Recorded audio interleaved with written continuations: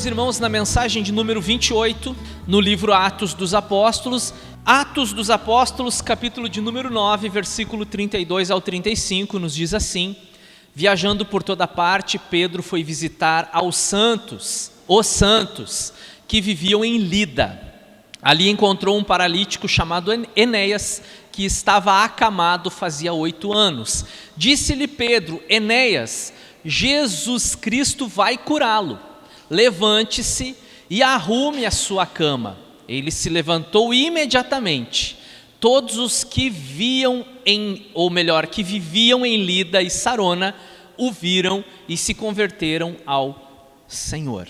Se você puder, eu sei que já oramos, mas se você puder orar mais uma vez comigo, mesmo sentados, feche os seus olhos, e a minha oração, o meu pedido especial a Deus nessa hora é que Ele abra o nosso entendimento e que Ele rasgue o nosso coração com a sua palavra e que Ele nos edifique no nome de Jesus. Pai, eu te peço agora, diante da palavra que foi lida, a qual com a tua graça, Senhor, e misericórdia quero ministrar aos irmãos, que haja em cada coração dos irmãos, daqueles que nos visitam, das crianças, enfim, um coração disposto a te obedecer, uma predisposição, um desejo em não apenas adquirir conhecimento, porque isso nós adquirimos mediante a literatura, diante dos livros, mas nós queremos entender e ouvir a tua voz, porque nós cremos que o Senhor ainda fala. Nós cremos que toda vez que a tua palavra é aberta e ministrada com coerência e temor, é o Senhor falando conosco. E hoje não é diferente, o Senhor já tem falado e continuará falando em nome de Jesus. Amém e amém. Graças a Deus, irmãos. Você viu ali que a imagem que eu escolhi é justamente uma cama. Eu quero só fazer uma pergunta para vocês, não precisa me responder assim, né? Até porque a ideia aqui não é causar constrangimento para ninguém, né? Você arrumou sua cama hoje ao levantar? Não me responda, né? Responda para si próprio. Você arrumou a cama, estendeu o lençol, a coxa, o travesseirinho, está tudo ok? Eu vou contar uma para vocês. Fui para Brasília para um encontro de líderes batistas independentes, na época que eu tinha paciência para trabalhar com jovens ainda, passei esse cajado para o Fabrício agora, né? Estou lá num acampamento de líderes, é só líder, não tinha nenhum jovem lá para atrapalhar, era só os líderes mesmo. E eram muitos líderes do Brasil todo, estavam lá, da nossa convenção. E ficamos em quartos lá, num sítio, um lugar lindo, preparado para receber igrejas, acampamentos, enfim. E todas as manhãs eu me perguntava, por que eu preciso arrumar a cama se à noite vou desarrumá-la mais uma vez? E aí, deixava ali do jeito que estava, o lençol, o edredom, o travesseiro, enfim, ia para os cultos. Então tinha culto de manhã, tinha treinamento à tarde, tinha gincana, futebol, esportes, tinha mais culto de noite, enfim. Foram 3 dias muito intensivos, né? E no último dia, pela manhã, teve uma premiação lá nas gincanas e o pessoal do meu quarto foi desclassificado da gincana porque tinha um indivíduo no quarto que não arrumava a cama, né? E esse era o pastor que estava ali junto naquele treinamento de líderes. Que vergonha, irmãos, que vergonha. Mas vamos pensar agora no que Pedro falou para Enéas. A gente vai introduzir um pouquinho o texto aqui. A cura de Enéas é a mensagem de hoje e o subtema dentro desse tema, que está dentro de um tema maior, Atos, a Igreja em Ação, é o sub do sub, então, oportunidade de levantar. Vamos passar para uma breve introdução. Aparentemente, Pedro está fazendo um trabalho de supervisão nas recém-nascidas igrejas, a exemplo de um bispo nos moldes atuais. Ao chegar em Lida, você vai encontrar essa cidade no Antigo Testamento com o nome de Lode, Lida, que ficava a aproximadamente 40 quilômetros da capital Jerusalém, seguindo em direção, então, ao caminho do litoral. Ali ele encontra um suposto discípulo, vou colocar aqui suposto, depois eu quero falar sobre isso, um suposto discípulo paralítico de nome Enéas. O desfecho é então surpreendente. Nós vamos falar sobre curas, sobre milagres, nós vamos falar sobre oportunidade de recomeço e determinação. Pode deixar aí, Rafaela, por enquanto. Então, vocês têm percebido, ao acompanhar a ministração da palavra aqui já há algumas semanas, do capítulo 8 em diante, há uma dispersão da igreja. E essa dispersão, que aparentemente ela é negativa, porque ela ocorre justamente como consequência de uma severa perseguição, essa dispersão também é uma oportunidade de depositar a semente do evangelho em todos os lugares por onde eles estão passando. Então, onde eles vão, nasce uma igreja. Onde eles chegam, onde os discípulos de Jesus chegam, abre-se a porta para a salvação. Que coisa linda! E aí vocês viram que abriu uma igreja na Samaria. Filipe foi para lá, depois Pedro e João se dirigiram para lá. Enquanto Pedro e João edificam a igreja em Samaria, Filipe é conduzido pelo Espírito Santo até a estrada que ia para Gaza, região do sul, e ali a palavra é semeada no coração de um alto oficial da rainha dos etíopes, e volta para a Etiópia com o evangelho no seu coração. A Bíblia não registra o que acontece na Etiópia, mas não pode ter sido diferente do que acontece nos demais lugares, onde a semente é lançada. Brota ali então uma nova igreja. E a igreja, ela chega em Antioquia. A igreja já tinha chegado em Damasco, se você lembrar do capítulo 9, quando Saulo está indo para Damasco para prender os cristãos. Quando ele chega em Damasco, já tem um discípulo de Jesus chamado Ananias. Já existe uma igreja e Paulo fica um período em Damasco para edificar a igreja e já começar a exercer ministério na igreja em Damasco. E agora então a palavra nos diz que Pedro, parece que, isso não é afirmativo, mas é uma suspeita muito grande de que Pedro agora ele está supervisionando, porque ele é apóstolo. Ele está revestido de uma autoridade que foi dada pelo próprio Cristo. Os apóstolos que serviram, e eu já expliquei para vocês por que nós não concordamos com a contemporaneidade apostólica. Os apóstolos, eles serviram naquele início da igreja, quando o Novo Testamento ainda não estava concluído. Eles não tinham essa Bíblia completa que você tem em suas mãos. Como saber a respeito de um determinado assunto? Quem vai me tirar a dúvida sobre uma questão? Os apóstolos, porque eles andaram com Jesus. Hoje nós não temos mais comunicação, contato com esses homens, a não ser que recorramos, e é de fato o que precisamos fazer, aos evangelhos, as cartas doutrinárias, o livro histórico que Lucas nos apresenta chamado Atos, e o livro que fala das últimas coisas, o Apocalipse. E aqui está então a autoridade apostólica que nos foi deixada, aqui está o seu legado. E aí Pedro está visitando, ele vai a Samaria, depois ele vai até Lida, depois ele vai para Jope, e aí vocês vão acompanhando. Nesse momento aqui, o personagem principal ainda é Pedro, depois há uma substituição, Pedro vai saindo de cena e vai chegando Paulo. Mas no evangelho, irmãos, no reino de Deus, na igreja de Jesus, nós não competimos uns com os outros. E é lindo ver quando Deus levanta alguém, e esse alguém é usado por Deus na comunidade. Eu vejo que alguns pastores têm um certo receio quando começa a aparecer, por exemplo, um Fabrício na igreja, ou quando tem um Michael na igreja, ou quando tem um João, ou qualquer outro irmão que coopera na palavra. Dependendo do pastor, se ele não tem o seu coração curado, isso acaba sendo um problema para ele. Puxa vida, esses guris estão chegando agora e já estão pregando desse jeito. Daqui um pouquinho a igreja me demite e fica com um deles. Mas nós temos que enxergar isso de maneira positiva, porque Deus é aquele, conforme está em Efésios 4, verso 11 em diante, que presenteia, que dá à igreja evangelistas, presbíteros, pastores e tudo o que a igreja precisa. E o livro de Atos é um exemplo para nós, porque depois o Pedro vai sair de cena e o Paulo vai aparecer, vai ficar no holofote, vai ficar em evidência, mas é o nome de Jesus que de fato importa. E como o próprio Paulo depois vai escrever, acho que aos Filipenses, me corrige se eu estiver errado, doutor em Filipenses, uns pregam por vanglória, outros por partidarismo, mas o fato importante é que Cristo está sendo pregado. Amém?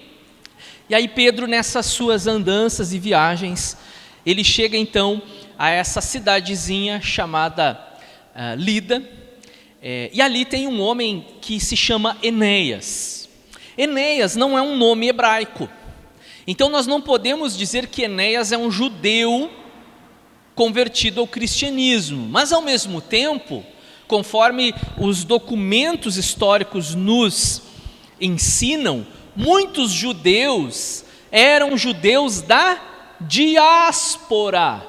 Quem já ouviu eu falar essa palavra? Você pode não saber o que significa, mas você já ouviu, Diáspora, ou seja, os judeus que não eram, que eram judeus étnicos, legítimos, porém eles moravam fora do país, espalhados por todas as regiões que na época dos apóstolos então dominada pelo Império Romano. Ou nós temos Enéas como um judeu da diáspora que habita agora em Lida e é convertido ao cristianismo, ou talvez tenhamos aqui o primeiro caso de um gentil convertido, mas esse não é o ponto principal.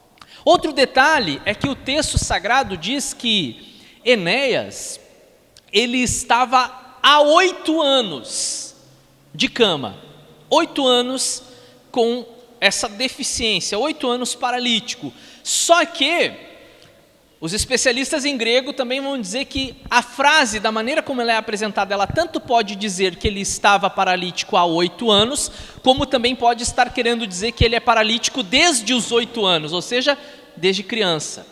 É outro ponto que não é determinante aqui, que não faz a mínima diferença para nós, a não ser o fato de que, de fato, realmente, ele tem uma deficiência e, ao encontrar a palavra de Deus a partir de Pedro, ele é curado.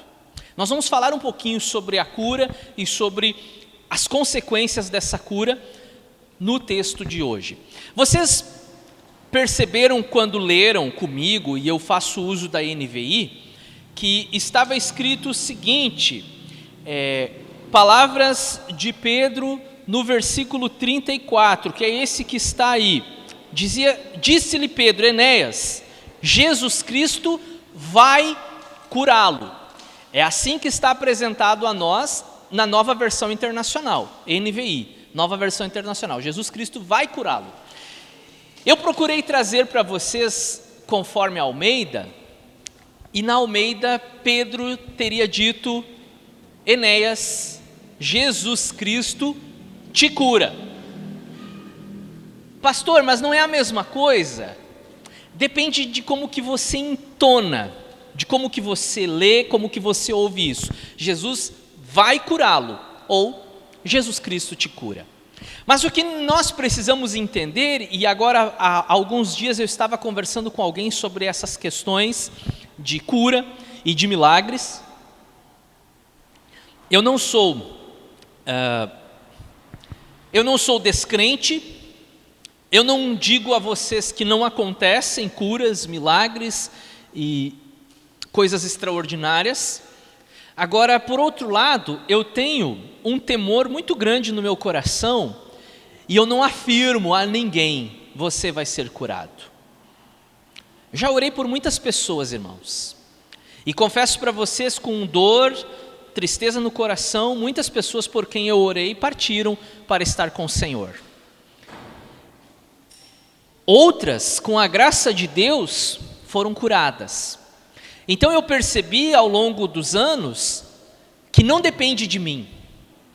E que não depende inclusive da pessoa, como muitos gostam de dizer, você vai ser curado. Mas aí a pessoa não foi curada, qual é a resposta que eu tenho? Ele não teve fé, ela não teve fé. É muito fácil porque eu tiro de mim a responsabilidade naquilo que eu falei e jogo a responsabilidade para a pessoa. Seria muito fácil. Mas nós temos casos, por exemplo, irmãos, que a pessoa está lá em coma, inconsciente no leito. Como que eu posso afirmar que ela não sobreviveu por falta de fé da parte dela se ela está inconsciente? Então tem coisas que para mim, quando o assunto é cura, milagres, não encaixam. Agora, então por que, pastor? Porque tem muita gente que usa esse versículo como seu argumento. Eu digo para o paralítico que vem no culto, você vai ser curado, porque foi isso que Pedro falou para Enéas.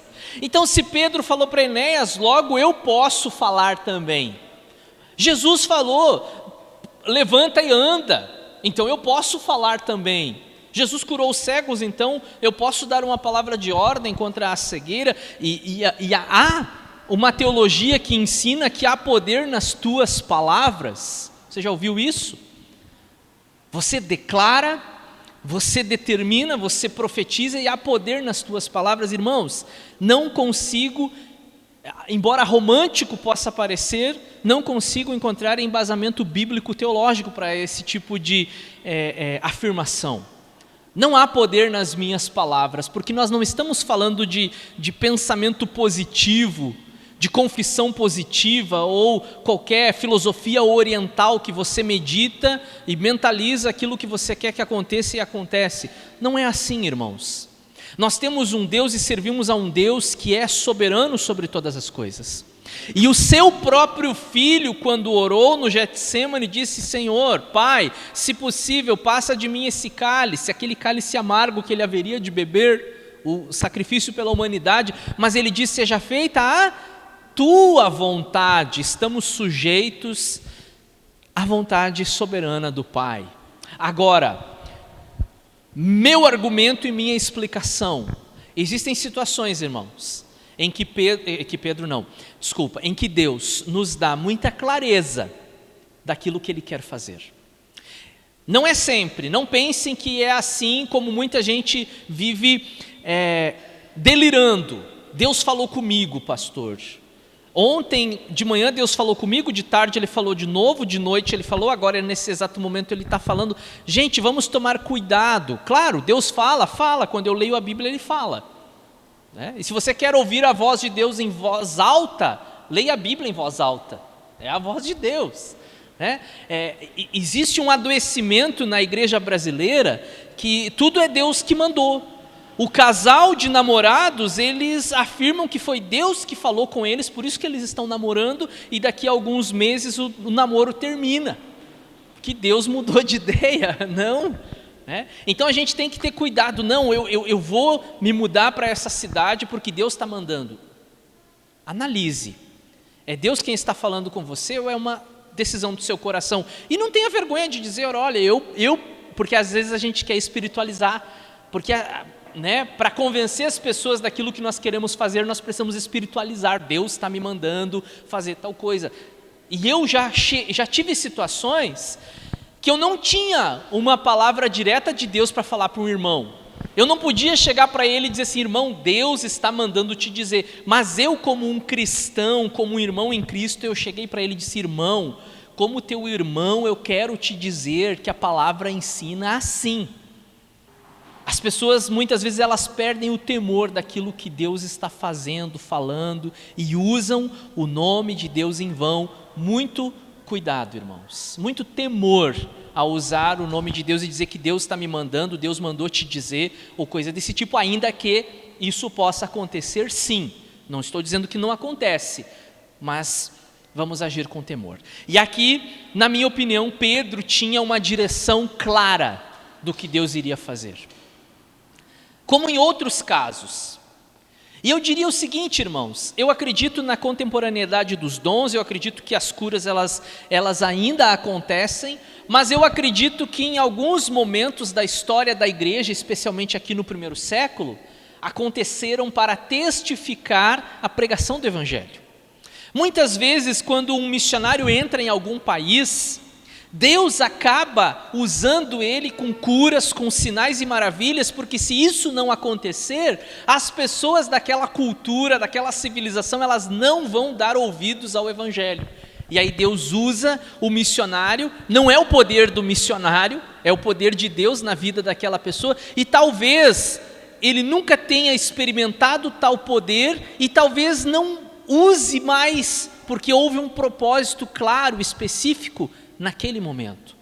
Eu vejo muita pregação sobre cura, que não há em si um propósito. Eu vejo muita campanha de cura nas igrejas, venha na noite do dia tal, porque o grande homem de Deus, cheio do Espírito Santo e com muitos dons, ele estará orando com imposição de mãos, então venham para ser curados. E aí há uma multidão de pessoas que busca uma cura, né? Porque a gente vive num colapso da saúde, daí tem um lugar lá que promete cura, é para lá que eu vou, né? Beleza. Mas será que é esse o Evangelho de Jesus Cristo, que as pessoas venham, sejam curadas e voltem para sua casa sem ter tido uma experiência de conversão? E esse tem sido um cuidado que eu tenho tido.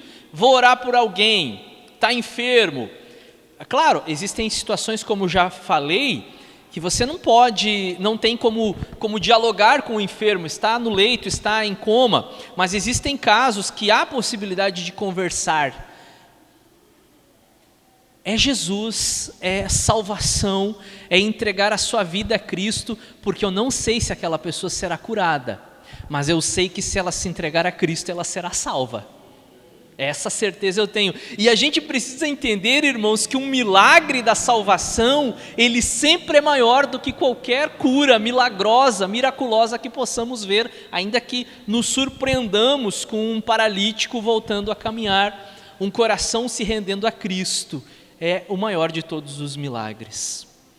Mas não vamos deixar de orar, irmãos. A gente continua orando pelos enfermos, por aqueles que precisam, por aqueles que sofrem. Deus tem nos dado oportunidade. Ontem estive em Porto Alegre realizando um casamento, e ali, acho que é Ilha das Flores o lugar, na Marina, e ao sair do evento, o porteiro, o senhor que cuidava dos carros, o senhor é pastor? Sou. Se o senhor não tiver muita pressa, tem uma família aqui perto, que o filho deles está desaparecido há 4 dias, ele é usuário de drogas, ele pegou dinheiro, sumiu, a família está desesperada, o senhor podia ir lá orar? Fui lá numa vila de pescadores, entrei lá para orar pelo filho da família, mas eu não posso só chegar e orar. Eu pedi permissão para eles, eu abri a Bíblia e eu falei da palavra de Deus para eles, e eu deixei lá a semente do Evangelho.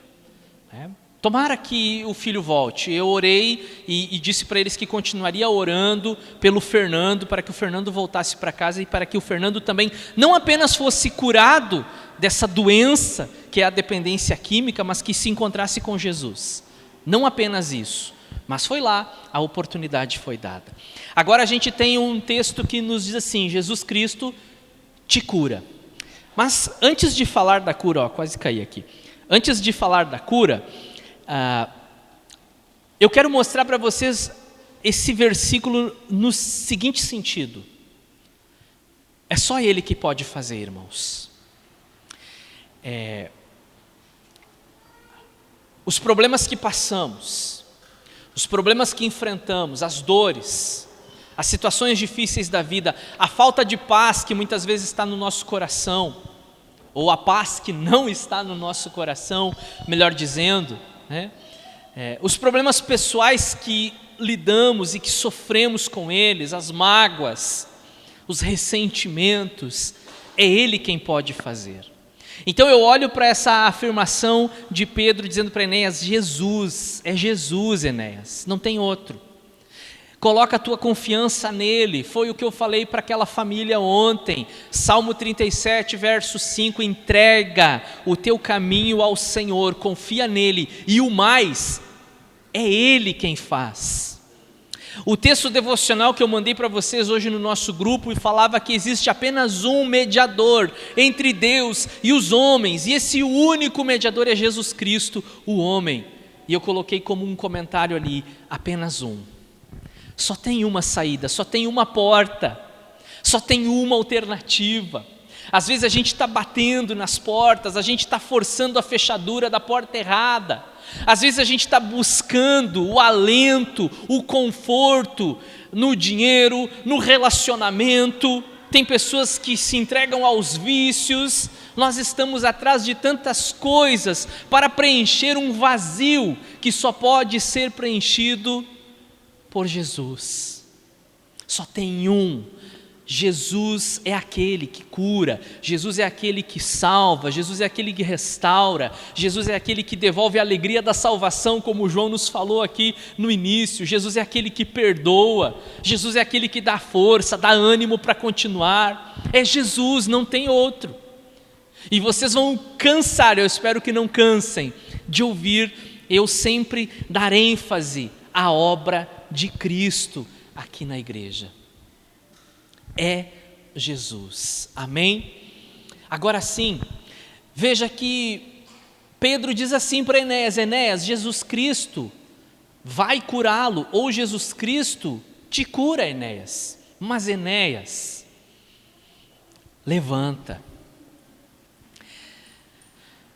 Ao mesmo tempo que eu afirmo para vocês que Jesus é aquele que faz, eu também digo para vocês que Jesus é aquele que nos dá condições de fazermos. Jesus é aquele que faz, mas Ele é aquele que também te dá as condições de fazer. E o que Ele está dizendo para nós hoje através da sua palavra? Levante. Eu não sei em que situação você se encontra agora, talvez você tenha caminhado e parado na metade do caminho, está à margem, como muitas vezes a gente leu nos evangelhos, um cego à margem do caminho.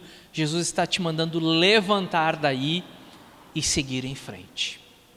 Não sei se é um problema que você está enfrentando, um problema de falta de fé, talvez você possa estar enfrentando um entristecimento com alguma situação, você se magoou com alguém e essas coisas acontecem. Eu tenho falado que no meio da comunidade isso acontece. Talvez você tenha tropeçado no pecado, né? O autor aos Hebreus diz que o pecado tenazmente nos assedia. Pedro diz que o diabo, nosso adversário, ele é como um leão que está ao nosso derredor, observando quem ele possa tragar. Talvez você tenha sido uma vítima de uma cilada do diabo ou do seu próprio desejo do coração e caiu. E agora, como que eu lido com isso? Eu pequei, eu não sou digno, e aí vem a acusação sobre nós, e a palavra de Deus diz que o diabo ele é o acusador, mas a mesma palavra de Deus diz que não há condenação para aqueles que estão em Cristo Jesus. Então a palavra de Deus para a minha e para a sua vida na noite de hoje é: se levanta daí, levanta dessa situação, ergue a tua cabeça, não entrega os pontos, não é hora de parar. Nós não somos dos que retrocedem, diz o autor da epístola aos Hebreus. O próprio Jesus nos diz: aquele que coloca a mão no arado não pode olhar para trás, porque se olhar para trás não é digno de mim. Eu tenho um texto, irmãos, que eu medito nesse texto há muitos anos.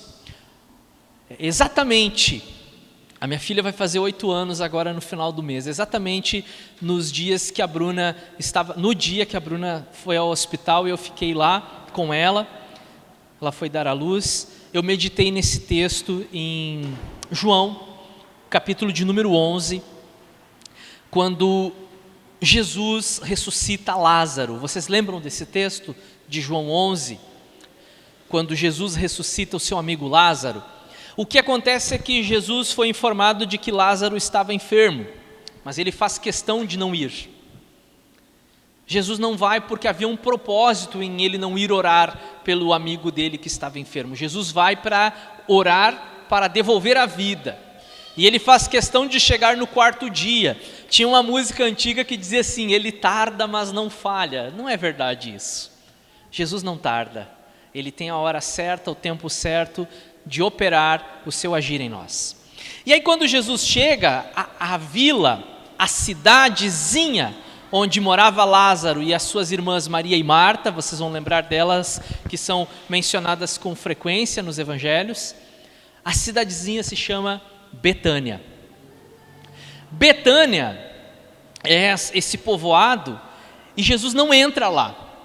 Jesus chega na entrada da cidade, lá, como a gente costuma dizer assim, lá no trevo da cidade, e aí a Marta, que era aquela, né, que não parecia ser assim tão cheia de fé, que foi aquela que quando Jesus estava ministrando uma linda mensagem, ela estava mais preocupada com a louça, ela estava mais preocupada com os alimentos que ela iria servir, e a sua irmã estava ali, sentada aos pés de Jesus, ouvindo o que Jesus tinha para dizer. Ela se incomoda com a sua irmã e diz: Jesus, olha aqui, ela não me ajuda, né?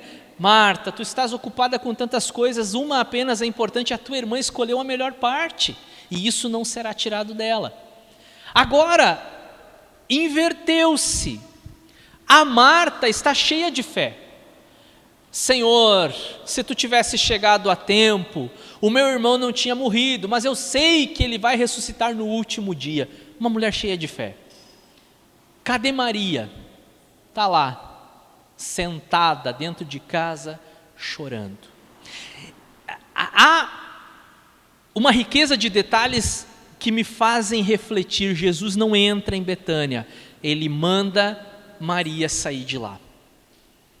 Talvez esse detalhe da história não tenha importância para vocês. Para mim, tem muita importância, porque se Betânia representa o luto, se Betânia representa a perda, se Betânia representa a dor, se Betânia representa o sofrimento, Jesus não entra, mas ele manda Maria sair de lá. E aí diz assim: então chama a tua irmã, diz para ela vir aqui. E aí a Marta chega e diz assim para Maria: o mestre chegou e ele te chama. Essa palavra é para você também. Essa palavra é para vocês também. O mestre chegou e ele está te chamando.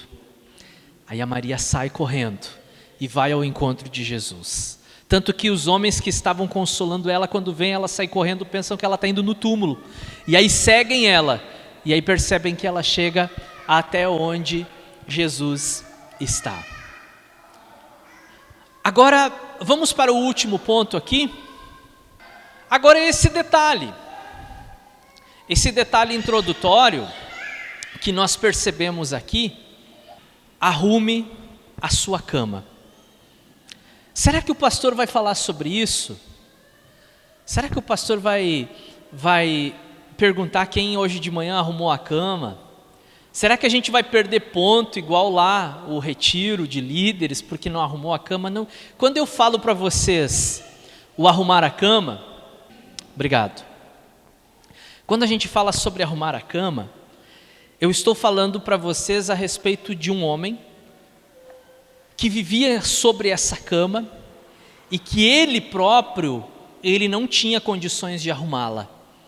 Ele dependia de outras pessoas para tudo, para locomoverem ele, para levarem ele para o banheiro, para fazer a higiene, para levar o alimento até ele, para tudo ele dependia dos outros. Jesus te cura, Enéas. Agora você levanta, Enéas, e você vai colocar em ordem a tua vida, a tua cama. É hora de você colocar em ordem aquilo que precisa ser colocado em ordem. E eu não sei o que vocês precisam colocar em ordem na vida de vocês, mas Deus está falando ao coração de vocês nessa hora. O que você precisa colocar em ordem, meu irmão? O que na sua vida você precisa colocar em ordem, minha irmã, que ainda está desarrumado?